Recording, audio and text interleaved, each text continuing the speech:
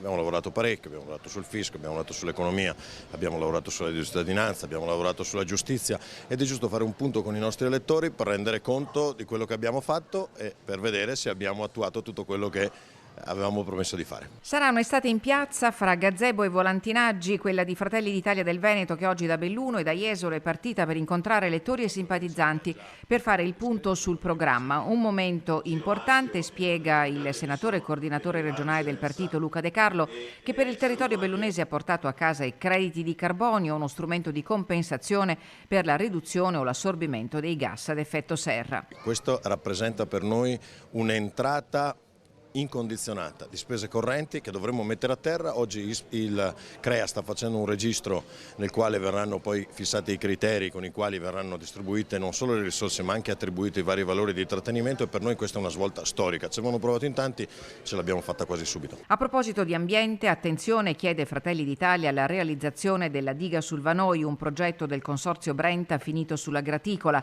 I sindaci di Lamone e Sovramonte minacciano di fare le barricate, la provincia autonoma di Trento non ne vuole sentire parlare. La provincia di Belluno è ancora profondamente ferita da ciò che è accaduto con il Vajont nel 63 e quindi a distanza di 60 anni è ancora una ferita viva.